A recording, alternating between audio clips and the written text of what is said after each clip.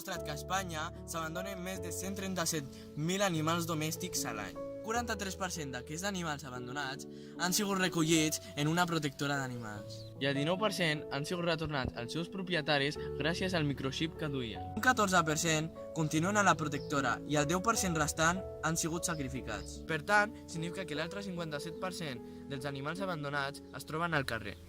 Però com podem disminuir això? Doncs bé, una de les propostes que volem suggerir és que en comptes de comprar animals els adoptem, ja sigui rescatant-los al carrer o d'una protectora d'animals. Però actualment a Espanya un 40% de la població compra animals en comptes d'adoptar-los. Un 23% en una botiga, un 8% en un viver i l'altre 9% a una persona en particular. Tot i que el percentatge d'adopció és més alt que el de compra, segueix sent un percentatge molt alt. Però a més, per què s'abandonen aquests animals? Les principals causes són per al comportament dels animals, perquè els animals tenen fills o es queden embarassats, per causes econòmiques, quan acaba la temporada de caça i a causa del canvi de domicili. Molta gent no té en compte que un animal requereix una gran quantitat de diners i de temps, ja que cal tenir en compte que has d'alimentar-lo, netejar-lo, passejar-lo, portar-lo al veterinari per assegurar-te que tingui una bona salut. Tot això pot costar-te entre 700 i 1.500 euros anuals. Tornant al tema de l'abandonament, cal tenir en compte que d'aquell 60% que no compra els animals, només un 5% el rescata del carrer. La nostra proposta és que en comptes d'adoptar un animal que es troba en bones condicions i ben alimentat, adoptis un animal que necessita urgentment algú per sobreviure. És el cas dels animals que es troben al carrer o a les gosseres.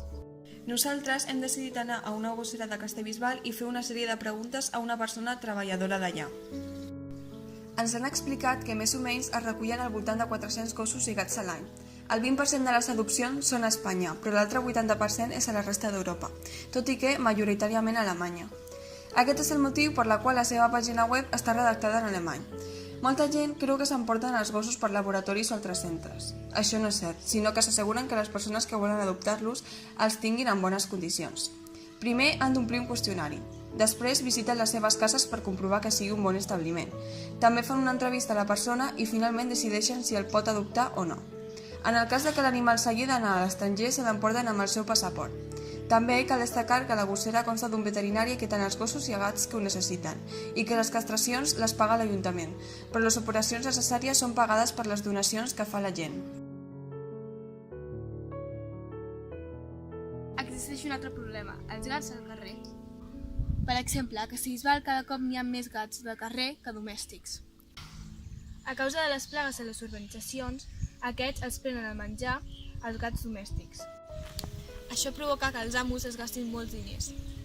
En conclusió, creiem que abans d'adoptar una mascota cal tenir en compte el risc que comporta. Alimentar-lo, portar-lo al veterinari i passejar-lo. I si finalment decideixes tenir una mascota, en comptes de comprar-lo, el més convenient seria adoptar-lo.